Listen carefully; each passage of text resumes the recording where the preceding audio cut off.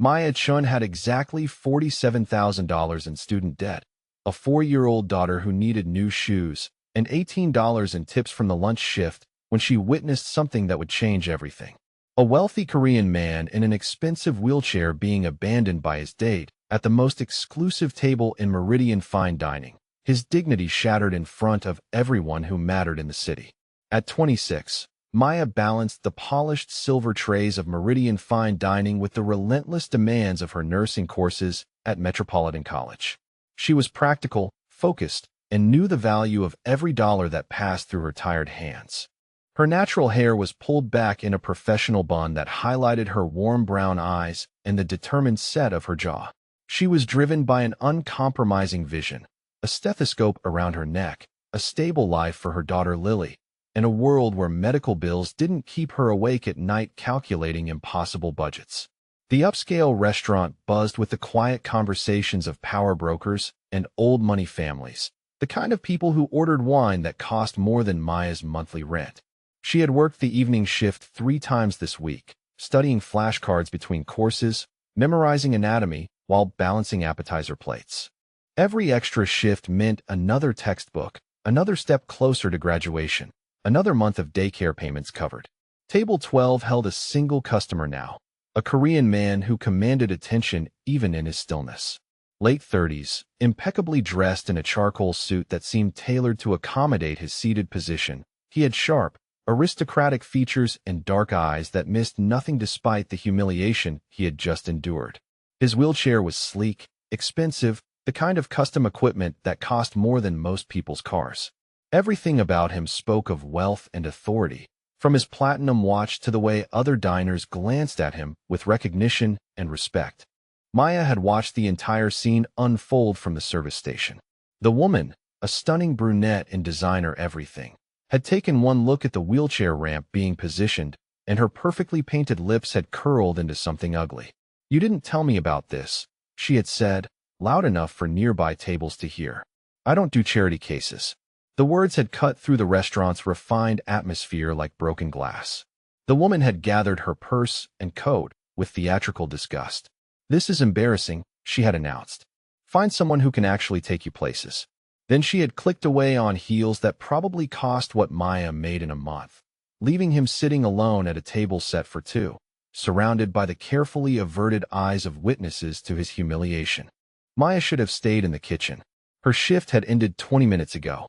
Lily was waiting at the neighbor's apartment, probably already in her pajamas, wondering why Mama was late again. Maya had exactly enough energy left to take the subway home, heat up leftover mac and cheese, and fall asleep reading medical terminology while Lily curled up beside her in their single bed. But something about the rigid set of his shoulders, the way his hands gripped the wheelchair's armrests, made her feet move before her practical mind could stop them. Maya had grown up watching her grandmother navigate the world in a wheelchair after her stroke. She knew what that particular stillness meant. It was the posture of someone trying very hard not to let the world see them breaking. She approached table 12 with the same quiet competence she brought to everything else. The man looked up as she stopped beside his table, his dark eyes wary, defensive, expecting another curious stare or well-meaning pity that would only make everything worse. "I'm Maya," she said simply. "I just got off my shift, but I noticed you might need some assistance this evening." Her voice was warm but professional, the same tone she used with difficult patients during her clinical rotations. She didn't mention the date, didn't acknowledge what everyone had witnessed, didn't offer sympathy he clearly didn't want. He studied her face for a long moment, looking for something. Mockery, perhaps, or the kind of false kindness that always came with strings attached. His English was perfect, accent barely detectable when he spoke. And what kind of assistance would that be? "Well," Maya said, glancing at the untouched wine and the bread basket clearly meant for 2. "It looks like you might have more dinner here than one person can handle. And I happen to know the dessert menu here is extraordinary, but the portions are definitely meant for sharing." She met his eyes directly, no pity, no awkwardness, just one practical person talking to another. Something shifted in his expression, the wariness giving way to something that might have been surprise. "You're suggesting you join me for dinner. I'm suggesting that good food shouldn't go to waste, and I haven't eaten anything since this morning except coffee and whatever bread rolls I could grab between tables. Maya kept her tone light, matter of fact. Plus, I've been on my feet for 8 hours, and these chairs look significantly more comfortable than the subway ride home. For the first time since the brunette had stormed out, the corners of his mouth lifted slightly. I see. And what do you get out of this arrangement? A really good meal that I definitely can't afford, and maybe some interesting conversation. Maya gestured to the empty chair across from him. What do you get out of it? The chance to salvage what was supposed to be an evening, he said quietly. And perhaps the company of someone who doesn't seem to think my wheelchair is a personal inconvenience to them. Maya settled into the chair, noting how his posture relaxed slightly now that he wasn't sitting alone at a table meant for two. The weight of curious glances from other diners seemed to shift, no longer focused on his abandonment, but on this new dynamic, this unexpected turn. I'm Maya Chun, she said, extending her hand across the table. Jun Hyukman, he replied, taking her hand briefly. His grip was strong, his skin warm, and there was something in the way he said his name that suggested it carried weight in certain circles. Well, Jun Hyukman, she said, already scanning the wine list with the practical eye of someone who knew exactly what everything cost. I hope you're hungry, because I have a feeling this is going to be the best meal I've had in months. As the server approached their table, probably wondering what had happened to transform the evening's most awkward situation into what looked like an intimate dinner, Maya caught June watching her with an expression she couldn't quite read. It wasn't gratitude, exactly, though there was some of that. It was more like recognition, as if he was seeing something unexpected and valuable in the tired waitress who had chosen kindness when she could have simply walked away. Neither of them knew, as Maya accepted the menu and began reading through options she would never normally be able to afford, that this single act of compassion would pull her into a world of dangerous luxury, or that the grateful man across from her controlled enough power and wealth to change her life forever. They were just two people sharing a meal that had started as an act of human decency, unaware that they were already beginning something that would transform them both. The dinner had lasted 2 hours, and by the time they finished sharing the restaurant's legendary chocolate soufflé, Maya realized she had been talking to Jun Hyukman like he was a normal person instead of someone whose custom wheelchair probably cost more than she made in 6 months. He had listened to her stories about nursing school with genuine interest, asked thoughtful questions about her daughter Lily, and somehow made her forget that she was sitting across from a man whose tailored suit and platinum accessories marked him as belonging to a completely different world.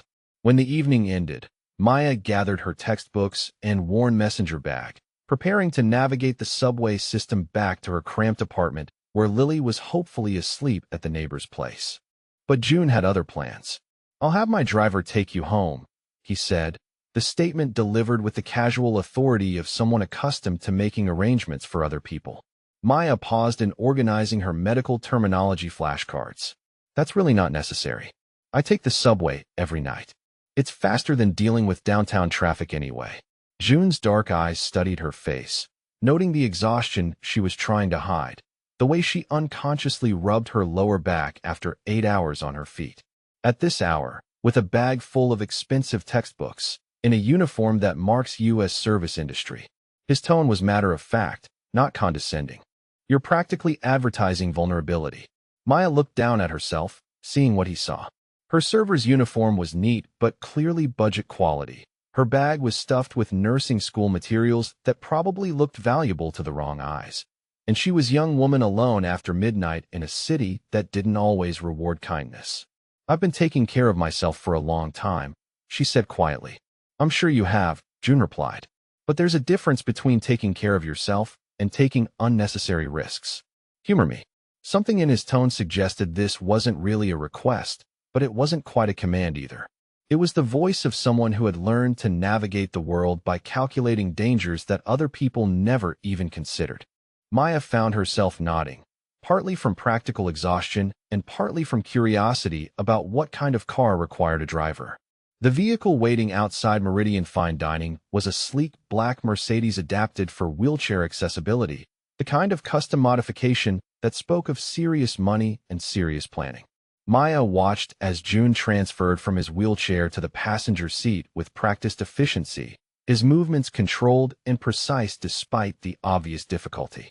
The driver, a quiet Korean man in his 50s, handled the wheelchair storage with professional smoothness. Maya settled into leather seats that were more comfortable than any furniture in her apartment, trying not to stare at the interior's obvious luxury. The car smelled like expensive leather and subtle cologne, not the bus exhaust and industrial cleaning products that usually marked her commute home. As they drove through the city's late-night traffic, June asked questions that revealed how closely he had been observing her throughout dinner. "You mentioned your clinical rotations. Which hospital?" "Metropolitan General," Maya replied. "I'm specializing in trauma and emergency care. The program is competitive, but the job placement after graduation is almost guaranteed." She paused, then added with a slight smile, "Plus, I like the pace. There's something about crisis situations that brings out the best in people." "Or the worst," June observed, his tone carrying the weight of personal experience. "True," Maya acknowledged. "But I've learned you can tell a lot about someone's character by how they handle pressure. Real pressure, not the artificial kind." They discussed her studies, her goals, the challenges of balancing single motherhood with medical education. Maya found herself being more honest than she intended, perhaps because June listened with the focused attention of someone who understood what it meant to rebuild a life after everything changed. When she mentioned that Lily's father had disappeared the moment pregnancy became real rather than theoretical, June's expression darkened in a way that suggested he had strong opinions about men who abandoned their responsibilities. The car pulled up outside Maya's building, a modest complex in a neighborhood that was safe enough but clearly working class. Maya gathered her books, suddenly self-conscious about the contrast between June's world and her own reality. Before she could leave, June reached into his jacket and withdrew a leather wallet, the kind of understated luxury item that probably cost more than Maya's monthly rent. He pulled out several bills, more money than Maya typically saw in tips for an entire week. "For dinner conversation," he said, extending the cash toward her. Maya stared at the money, then at June's face, feeling something shift in the comfortable dynamic they had established. "I can't accept that," she said quietly. "It's not charity," June replied. "You provided excellent company for what could have been a very unpleasant evening. Consider it compensation for your time." "You don't tip someone for being decent," Maya said, her voice steady but firm. "What happened tonight wasn't a transaction.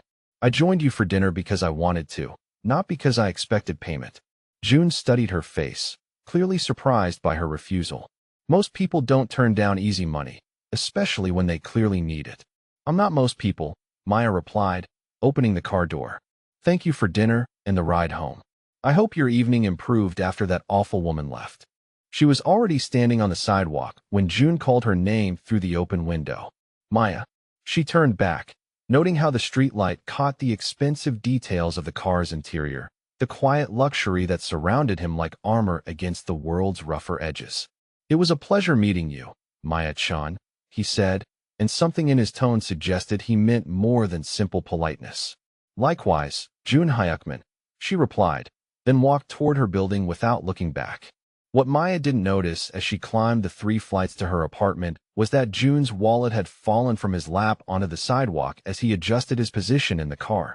The rich cordovan leather was barely visible against the dark pavement, but it contained enough cash and premium credit cards to solve most of Maya's immediate financial problems. The next morning, Maya found the wallet on her way to her early nursing lab. She stood on the sidewalk where June's car had been parked, holding what felt like a small fortune in her hands. Inside were credit cards with no limits, business cards for exclusive services, and more cash than she had ever seen in one place. There was also a driver's license that confirmed what she had suspected. June Hyukman's address was in the city's most exclusive district, the kind of neighborhood where security was invisible but absolute. Maya could have called the number on one of the business cards. She could have mailed the wallet to his address. But something about the previous evening's conversation, about his careful observation of her character, made her think this required a personal touch. That afternoon, after her clinical rotation at the hospital, Maya took the subway to June's neighborhood.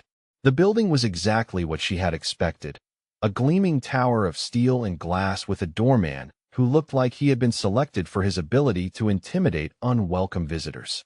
"I need to return something to June Hyukman," Maya told the doorman, producing the wallet. The man's demeanor shifted immediately from polite skepticism to professional attention. "One moment, miss."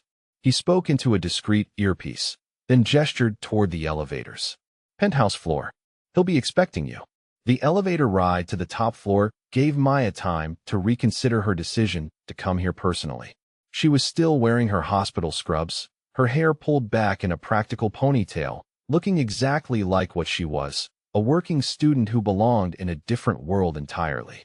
The elevator opened directly into June's penthouse, a space that redefined Maya's understanding of luxury. Floor-to-ceiling windows offered panoramic views of the city, while the interior combined minimalist design with obvious wealth. Everything was accessible, beautifully designed to accommodate June's wheelchair without making the accommodations obvious or awkward. June was waiting near the windows, dressed casually in an expensive sweater and dark slacks, his wheelchair positioned to take advantage of the afternoon light. He turned as the elevator announced Maya's arrival, and his expression was unreadable. "You found my wallet," he said, as if this had been expected. Maya approached him, extending the leather wallet without ceremony. "You dropped it last night. I thought you might need it back." June accepted the wallet, his fingers briefly checking the contents. Everything was exactly as he had left it. The substantial cash, the premium cards, the business contacts that represented significant power and influence. "You could have solved your problems with what's in this wallet," he said quietly, echoing Maya's own thoughts from the morning. "Those aren't my problems to solve with your money," Maya replied, her voice steady despite the luxury surrounding her. June looked at her for a long moment, something like respect growing in his dark eyes. "Most people would have at least been tempted." "I was tempted," Maya admitted honestly.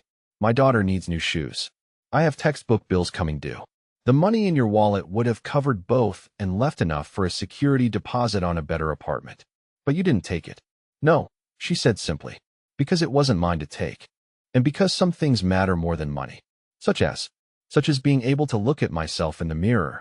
Such as teaching my daughter that we solve our problems through our own work, not by taking shortcuts that compromise who we are." June was quiet for a moment, processing her words. Then he did something unexpected. He smiled, the expression transforming his sharp features into something warmer, more approachable. "Maya-chan," he said, as if testing how her name sounded in this space. "I think you might be the most interesting person I've met in a very long time." Standing in his penthouse, surrounded by wealth she could barely comprehend, Maya realized she was looking at June differently now. Not as a customer or even as an acquaintance, but as someone whose world was dangerous and complicated, but who seemed to value the same things she did: integrity, loyalty, and the rare courage to do the right thing even when it cost something.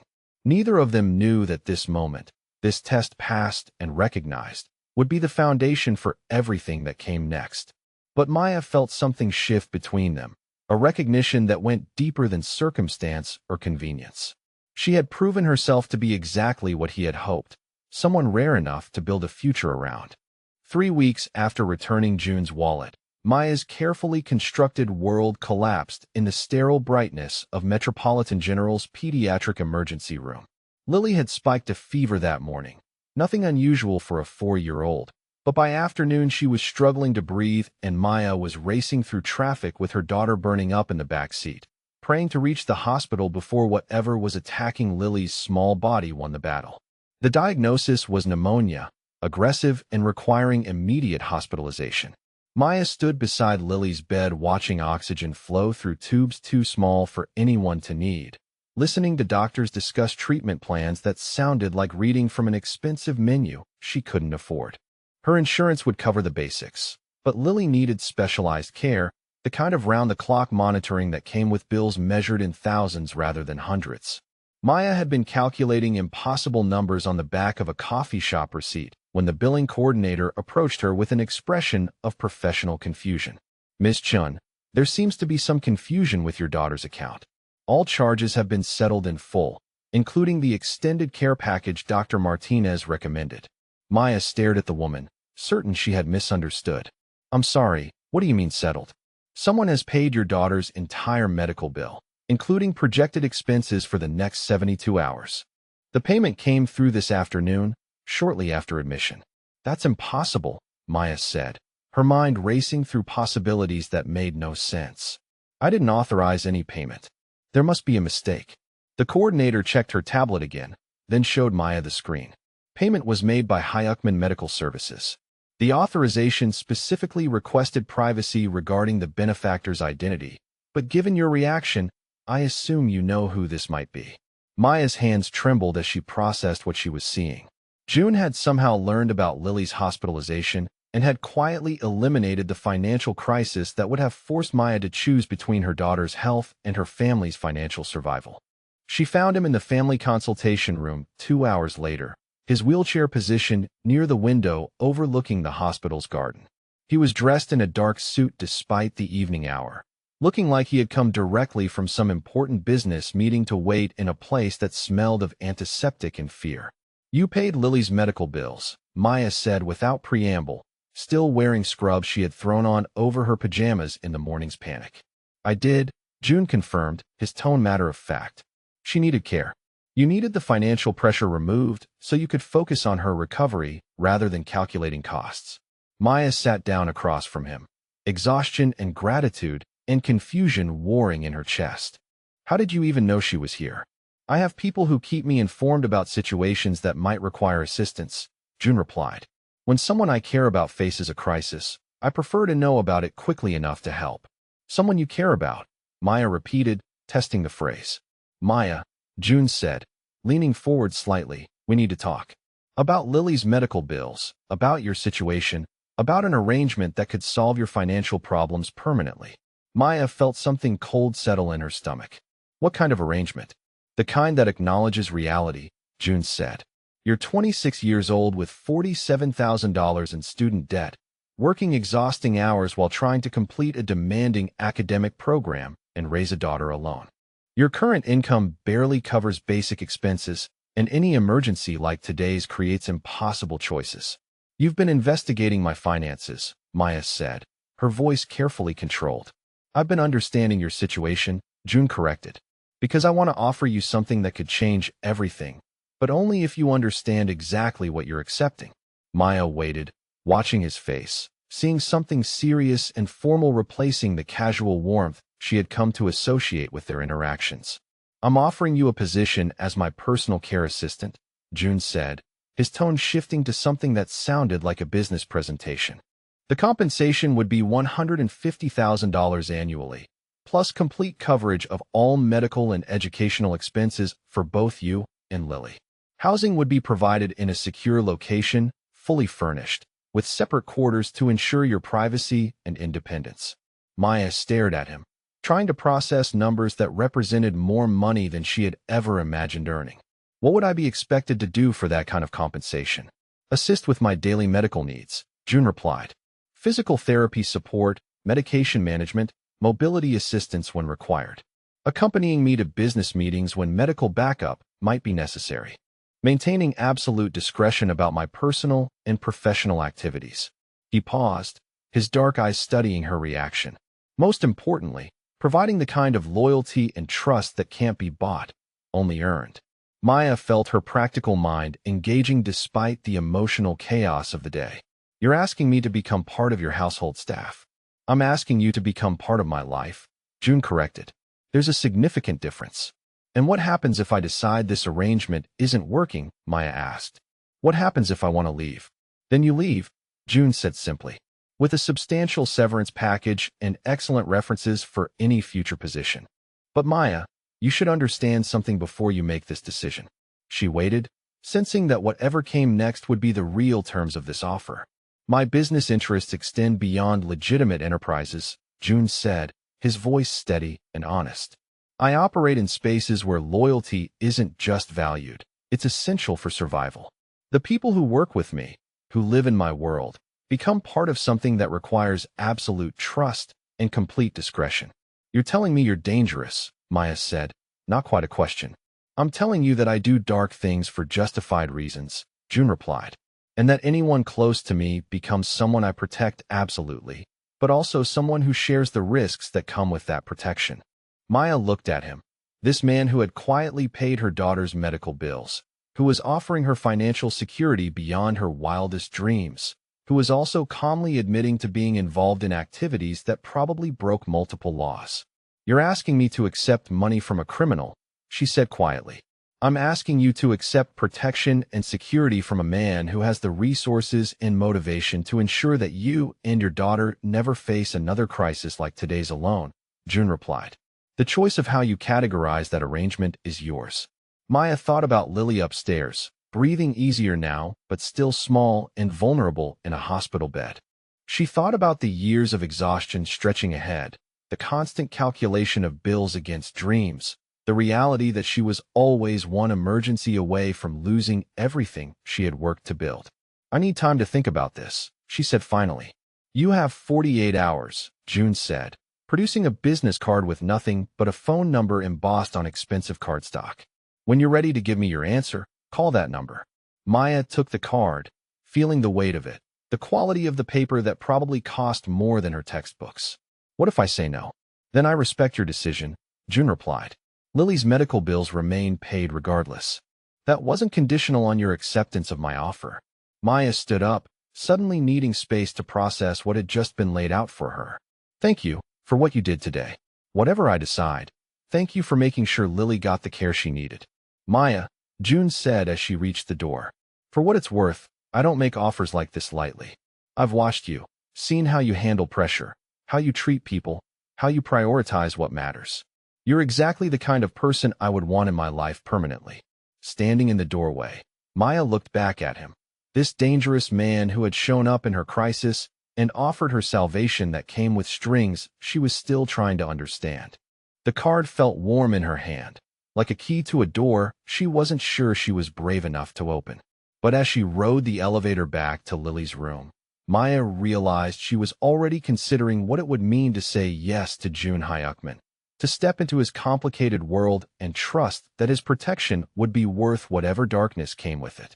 Maya made the call on the second morning, watching Lily sleep peacefully in her hospital bed, breathing clear and strong after 2 days of excellent medical care that someone else had paid for. When June answered on the first ring, his voice calm and unsurprised, Maya realized he had been waiting for her decision with the patience of someone who understood that life-changing choices required careful consideration. "I'll try your arrangement, Mr. June," she said, using his formal name because what she was accepting felt bigger than their casual dinner conversations. "For Lily, for the security you're offering. But I want you to understand that if this becomes something I can't live with, I will leave." "Understood completely," June replied, and Maya could hear something like relief in his carefully controlled voice. "When Lily is released, I'll have arrangements made for your transition. Take whatever time you need to prepare." The June estate wasn't merely a house, Maya discovered 3 days later. It was a private compound disguised as a luxury residence, situated behind high walls and electronic gates in the city's most exclusive district. The main house was a study in accessible design, every detail crafted to accommodate June's wheelchair without sacrificing elegance or calling attention to the accommodations. Ramps flowed seamlessly into the architecture, doorways were wider than standard, and custom fixtures had been positioned at heights that made sense for someone navigating the world from a seated position. Maya and Lily were given the estate's guest wing, a space larger than any apartment Maya had ever imagined affording. 2 bedrooms, a sitting area, a kitchenette for privacy, and windows that overlooked gardens maintained by people whose only job was making beautiful things grow. Lily had pressed her face to the glass, watching a fountain send water dancing in patterns that changed with hidden lighting, and announced that this was definitely better than their old place. The first week established routines that felt surreal in their luxury, but became natural with repetition. Maya woke at 6 to begin June's morning physical therapy, helping him through exercises designed to maintain muscle tone and prevent complications from his paralysis. She had expected awkwardness, some discomfort with the intimate nature of providing physical care, but June approached his medical needs with the same matter-of-fact professionalism he brought to everything else. Her nursing training made the transition easier than either of them had anticipated.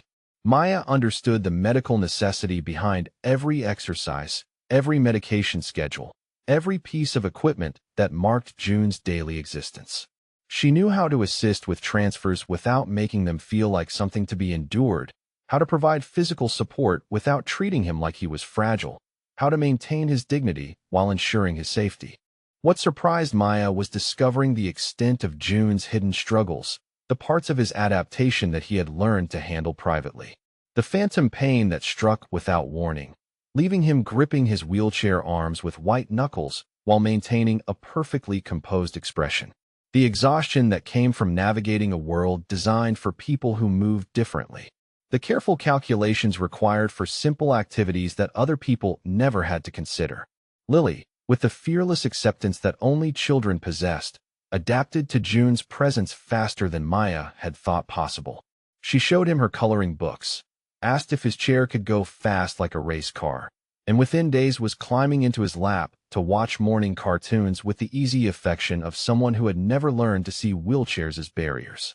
June, who had seemed so controlled and formal in their early interactions, melted under Lily's innocent attention in ways that revealed glimpses of the man he might have been before whatever had changed his life so dramatically. Maya began to understand that June's household operated with military precision disguised as domestic luxury. Staff appeared and disappeared with quiet efficiency.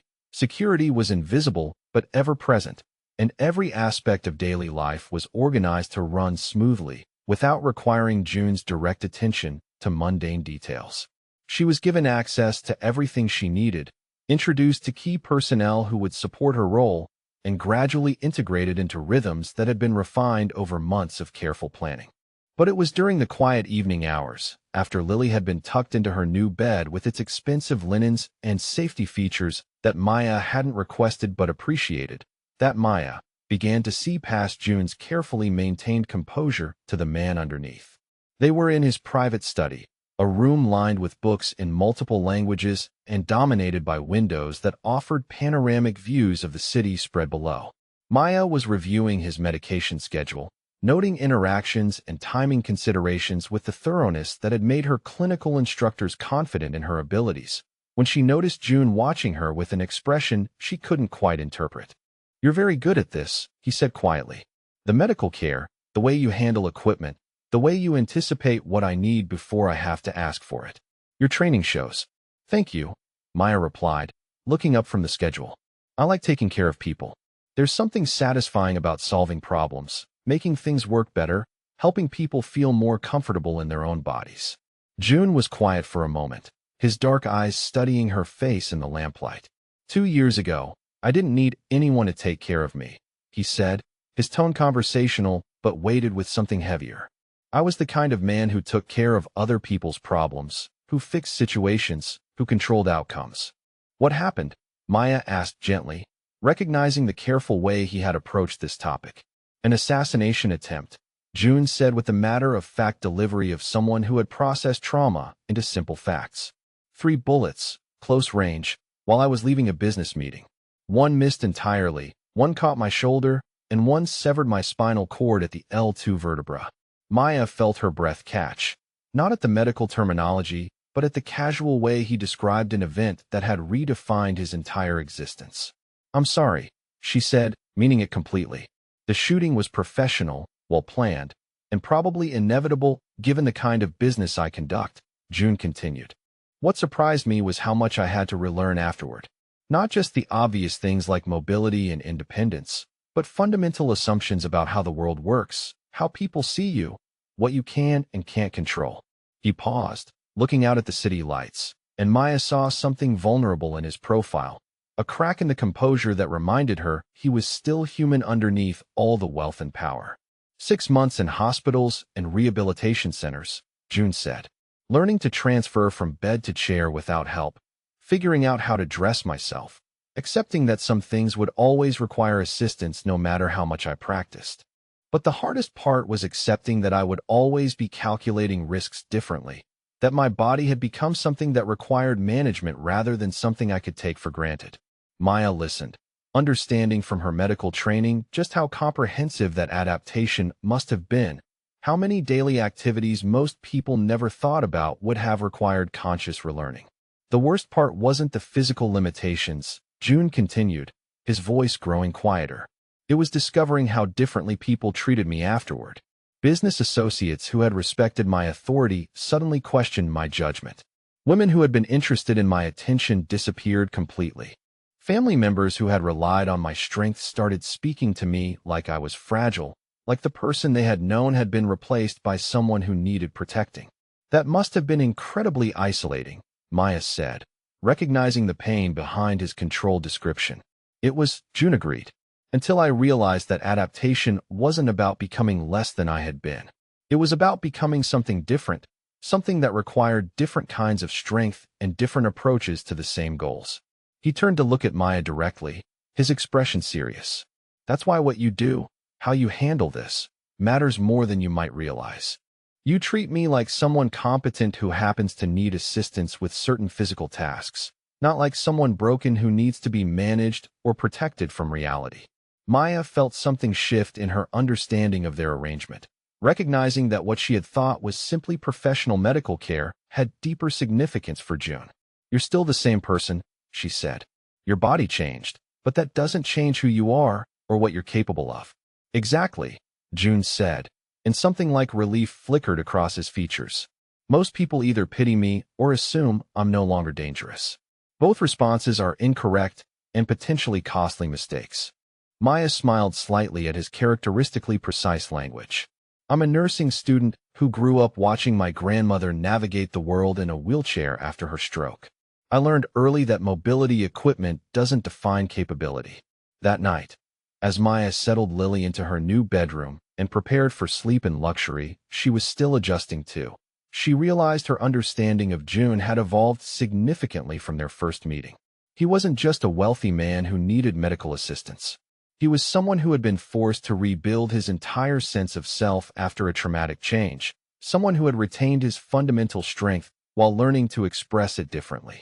More importantly, Maya was beginning to understand that her role in his life extended beyond the practical assistance she provided.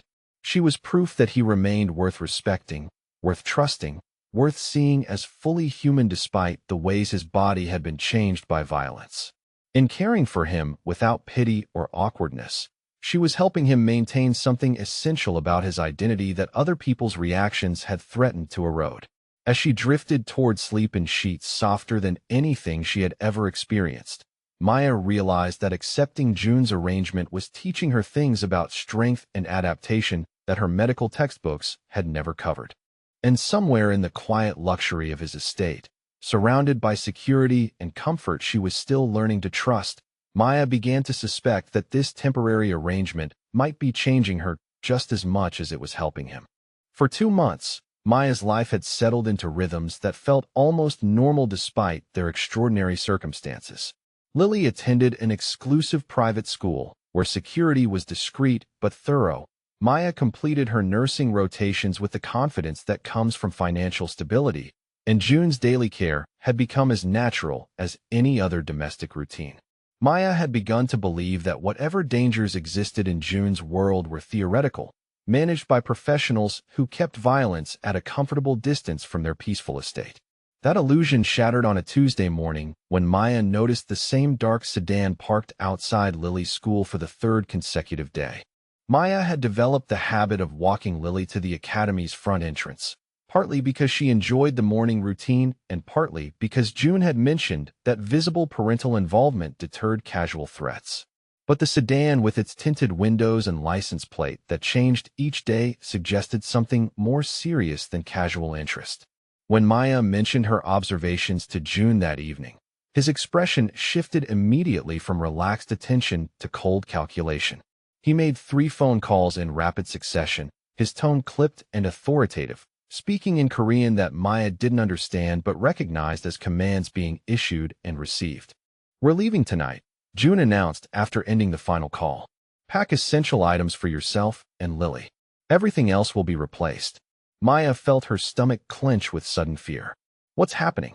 "A rival faction has decided that you and Lily represent a vulnerability they can exploit," June replied, his wheelchair already moving toward his study where Maya could see him retrieving items from a concealed safe.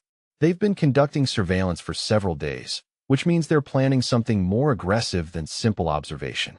"I brought danger to my daughter," Maya said, the realization hitting her like cold water. By accepting your arrangement, by bringing Lily into your world, I made her a target. June stopped moving, his dark eyes fixing on her face with an intensity that commanded complete attention. Maya, listen to me very carefully. These people were already my enemies before you existed in my life. They would have found other ways to strike at me regardless. The only difference is that now I have something infinitely more valuable to protect, which means my response will be proportionally more decisive. Within an hour, Maya and Lily were in an armored vehicle traveling through the city toward a destination June described only as a secure location. Lily, confused by the sudden disruption to her bedtime routine, curled against Maya's side and fell asleep despite the tension radiating from the adults around her. The safe house was a fortress disguised as a modest suburban home, equipped with surveillance systems, reinforced walls, and security personnel who moved with military precision.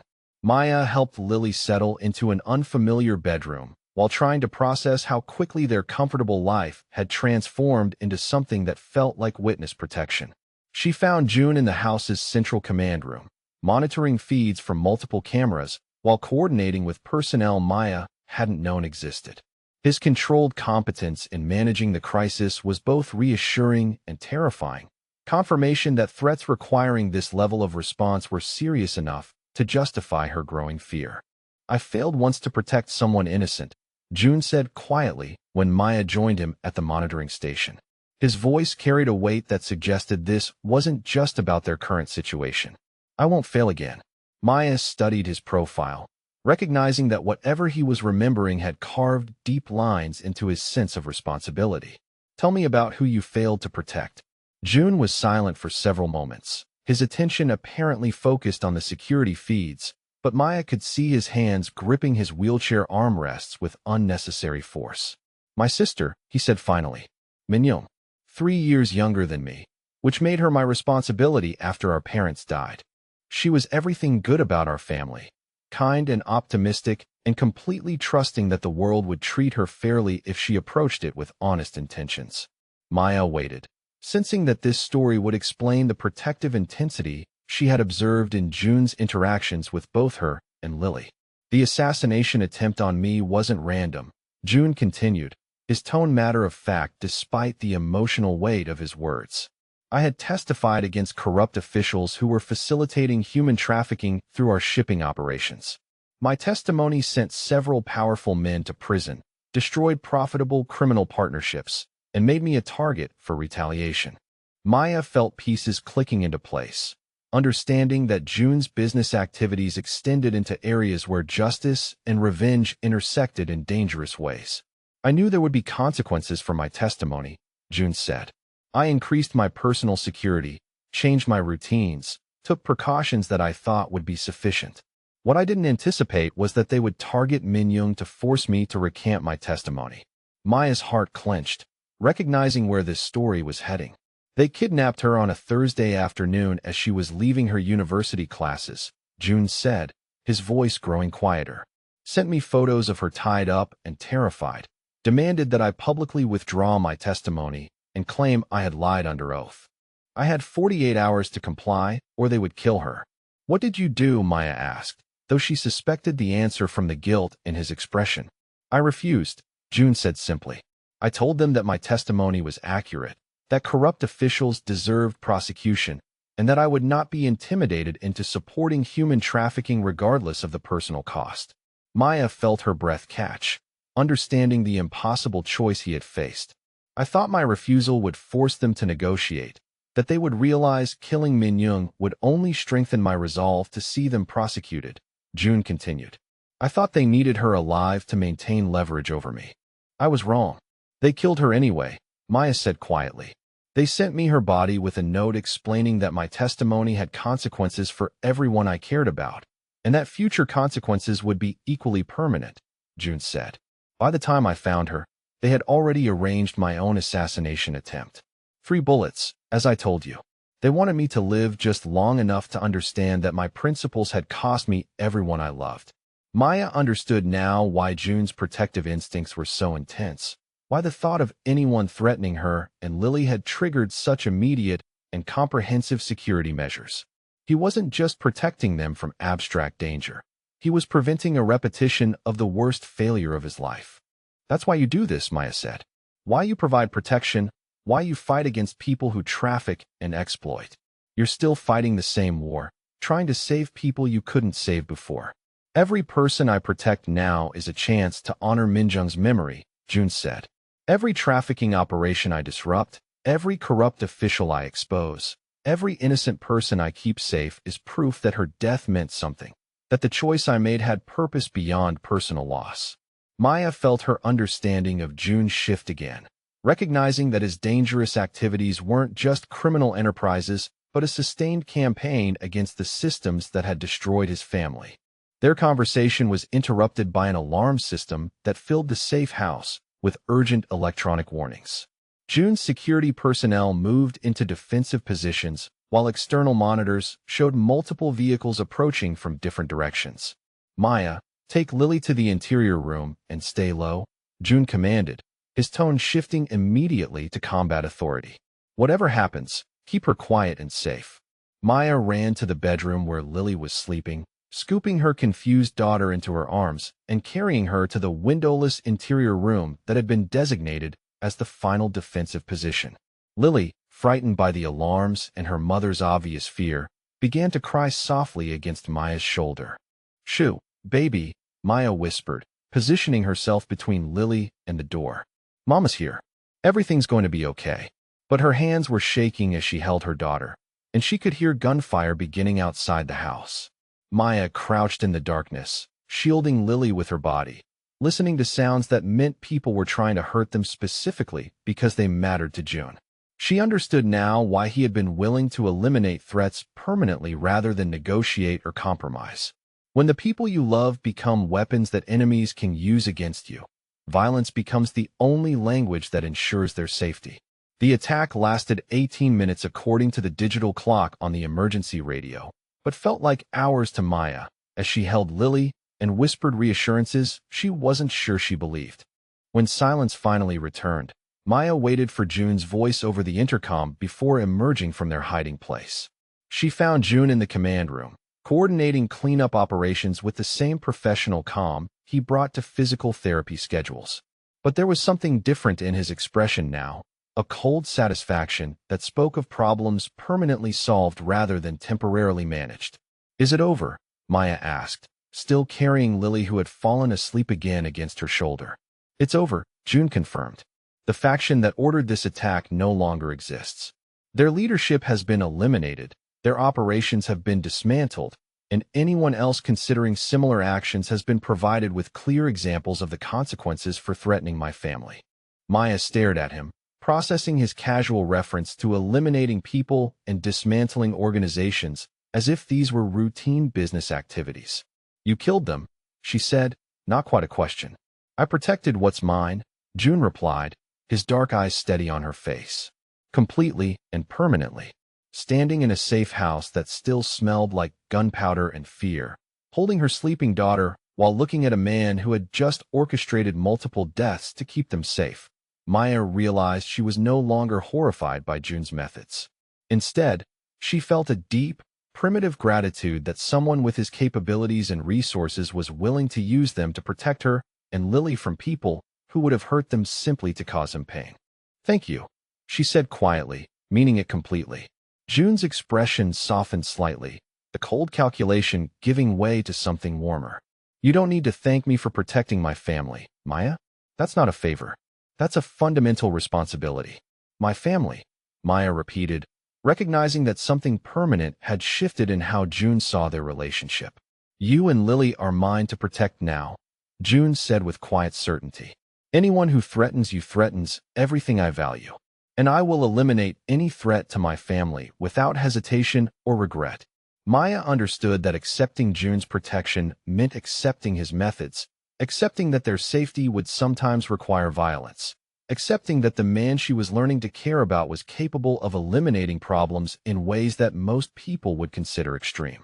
But holding her daughter safe in her arms, knowing that determined killers had failed to reach them because June's love had been stronger than their hatred, Maya found herself grateful to live in his dangerous world rather than vulnerable in a safer one. 2 weeks after the attack, Maya stood in June's renovated estate watching Lily chase butterflies through gardens that had been replanted with child-safe flowers, and realized that her fear had transformed into something deeper and more permanent than gratitude. The threats had been eliminated so thoroughly that June's security team had resumed normal protocols. But Maya found herself staying closer to him not because she was afraid, but because distance from him had become physically uncomfortable. The rival faction that had targeted them no longer existed in any meaningful sense. Maya had overheard enough phone conversations to understand that June's response had been comprehensive and final, involving coordinated strikes against leadership, financial operations, and support networks across 3 countries. The message sent to potential future threats was unmistakable. Attacking June's family would result in complete destruction, not negotiation or compromise. But Maya's emotional evolution had progressed beyond simple relief at their safety. During the crisis, when she had crouched in that safe room holding Lily and listening to gunfire, she had realized that her feelings for June had moved far past professional respect or even friendship. She had been terrified not just of losing her life, but of losing him, of never again seeing his rare smiles when Lily climbed into his lap, never again feeling the quiet satisfaction of helping him navigate daily challenges, never again experiencing the unique combination of strength and vulnerability that made him unlike anyone she had ever known. Maya found June in his study that evening, reviewing legal documents that she suspected were related to the complex aftermath of eliminating an entire criminal organization. He looked up as she entered, his dark eyes immediately focusing on her with the intense attention she had learned meant he was reading her emotional state. "I need to tell you something," Maya said, settling into the chair across from his desk that had become her usual spot during their evening conversations. June set aside his papers, giving her his complete attention. "What is it?" "I don't just need your protection anymore," Maya said, her voice steady despite the vulnerability of what she was admitting. "When I thought we might die in that safe house, when I realized there were people willing to kill Lily just to hurt you, I wasn't just afraid of losing our security or our future." She paused, meeting his eyes directly. "I was afraid of losing you, of never seeing you again, never talking with you again, never being part of whatever this has become between us." June's expression shifted, something careful and controlled giving way to something more open, more hopeful.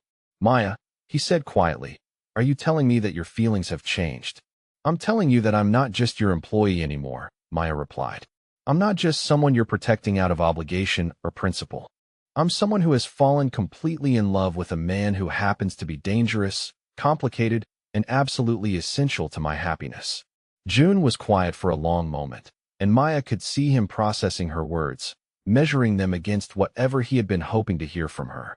"You and Lily make me remember what I'm fighting to protect," he said finally, his voice carrying an emotional weight that transformed his carefully modulated tone into something raw and honest. "For 2 years after Minyung died, I built power and eliminated threats because destruction was the only purpose I understood. But you've shown me that protection can be about creating something beautiful instead of just preventing loss." He moved his wheelchair closer to her chair, reaching out to take her hand with the careful deliberation of someone making a significant decision. "You're not an arrangement anymore, Maya," he said. "You're not a responsibility or an obligation or someone I'm helping out of guilt over past failures. You and Lily are my family now. You're the reason I want to build something lasting instead of just fighting endless wars." Maya felt her breath catch at the word family, understanding that for June, someone who had lost everyone he loved, choosing to create new family bonds required enormous courage. "I love you," she said simply, the words feeling both enormous and perfectly natural. "I love how you take care of us, how you make Lily laugh, how you never treat your limitations like they define what you're capable of. I love that you're dangerous enough to keep us safe and gentle enough to read bedtime stories." June's careful composure cracked completely, his sharp features softening into an expression of pure relief and joy. "I love you too, Maya-chan," he said, pulling her hand to his lips and pressing a gentle kiss to her palm. "I love your strength, your kindness, your absolute refusal to treat me like anything other than a man who happens to need assistance sometimes." I love that you see me as someone worth caring about instead of someone to be managed or pitted. Maya stood and moved to him, settling carefully onto his lap in a gesture that felt both intimate and completely natural. This close, she could smell his expensive cologne, see the faint lines around his eyes that spoke of controlled pain and difficult decisions, feel the solid warmth of his body despite the paralysis that had changed so much about how he moved through the world. "You're mine," June said quietly, his arms tightening around her. "Both of you. Mine to love, mine to protect, mine to build a future around. And I'm yours, if you'll have me, broken pieces and all." "I love your broken pieces," Maya murmured against his neck. "They're part of what makes you who you are, part of what makes you fight so hard for what matters." Their conversation was interrupted by small footsteps padding across the hardwood floor. Lily appeared in the doorway wearing her favorite princess pajamas, looking sleepy and slightly confused. "Mama," she said, approaching them without any hesitation about climbing onto June's lap beside Maya. "Are you and Mr. June going to get married like the people in my storybooks?" Maya laughed softly, struck by her daughter's ability to cut straight to the essential questions. "What do you think about that idea, baby?" "I think Mr. June takes really good care of us," Lily said seriously, settling against June's chest with the easy affection that had developed over months of daily interaction. "And he helps with my homework, and he reads good voices for all the characters, and he always makes sure we have the best food and the softest beds." She looked up at June with the directness that only children possessed. "Can you be my daddy now, Mr. June? I know you're not my first daddy, but you're better at taking care of us than he ever was." June's expression transformed completely, the careful control he maintained in all his other interactions dissolving under Lily's innocent trust. "I would be honored to be your daddy, Lily," he said, his voice rough with emotion. "If that's what you want, and if your mama agrees." Maya felt tears gathering in her eyes. Watching this powerful man who commanded fear and respect from dangerous people melt completely under her 4-year-old daughter's simple acceptance. "Yes, baby," she said. "I think Mr. June would make an excellent daddy for you." Lily beamed, then settled more comfortably between them as if the matter was now completely resolved. "Good," she announced. "Now I have a mama and a daddy who both live in the same house, and nobody has to be sad anymore." "From the mouths of babes," June murmured, pressing a kiss to the top of Lily's head. Over the following weeks, June approached their future with the same methodical planning he brought to all significant undertakings. Legal arrangements were made to formalize their family structure. Adoption papers were prepared for Lily, marriage documents were drafted, and trust funds were established to ensure their security regardless of any future complications in June's business activities. Maya completed her nursing degree with the confidence that comes from stable support, graduating with honors and job offers from several prestigious hospitals. But she chose to continue working as June's personal care coordinator, a role that had evolved to include managing his medical needs while supporting his business activities and maintaining their household as a secure base of operations. The wedding was held in the estate's gardens on a spring morning when the flowers Lily had helped choose were in full bloom. The ceremony was small, attended only by the few people June trusted completely and the staff members who had become extended family. Maya wore a simple but elegant dress that accommodated the fact that she would be standing beside June's wheelchair for their vows, and Lily served as the world's most enthusiastic flower girl. When the minister asked if they would take each other for better or worse, in sickness and in health, for richer or poorer, Maya looked into June's dark eyes and realized they had already lived through the worst and chosen each other anyway. They had navigated sickness and health together from the beginning, and the question of wealth had never been about money but about the richness of trust and love they had built despite impossible circumstances. "I will," Maya said clearly, meaning not just that she accepted the man he was now, but that she chose the future they would build together, dangerous and complicated and absolutely secure in ways that had nothing to do with money or power. "I will," June replied, his voice steady and certain, promising not just love but protection, partnership, and the kind of commitment that transforms two separate lives into something stronger together than either could be alone. The reception was held in the main house, with Lily dancing between tables and charming everyone with her stories about her new daddy, who could make his chair spin in circles and always remembered to cut the crusts off her sandwiches exactly the way she liked them.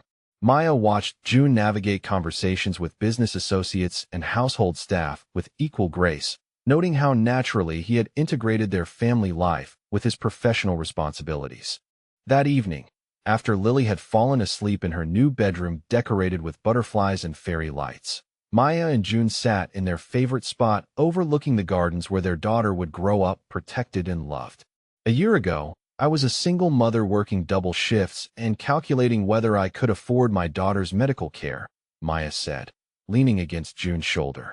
Now I'm married to a man who eliminated an entire criminal organization to keep us safe, living in a house that's more beautiful than anything I ever imagined, watching my daughter thrive in ways I never thought possible. A year ago, I thought my life was about accumulating power and eliminating threats until someone eliminated me, June replied, his arm tightening around her. I never imagined that protection could be about creating something beautiful instead of just preventing destruction. I never thought I could be someone's husband, someone's father, someone worth coming home to. Maya turned to look at him. This man who had transformed from a stranger abandoned at a restaurant table into the center of everything that mattered in her life. You're worth coming home to, she said. You're worth building a life around. You're worth every risk, and every change, and every moment of uncertainty it took to get here. Forever, June said, the word carrying the weight of promise and commitment and absolute certainty. Forever, Maya agreed, watching Lily's bedroom light cast warm patterns across the gardens where their daughter would play in safety, surrounded by love and protection that would never waver. She had walked into that restaurant as a tired waitress helping a stranger maintain his dignity. She had walked out as the wife of a dangerous man whose devotion would ensure that neither she nor Lily would ever face another crisis alone. And in the quiet luxury of their estate, surrounded by security that was invisible but absolute, Maya Chun had found something she had never dared to dream of, a family built on love strong enough to survive anything the world might send against them.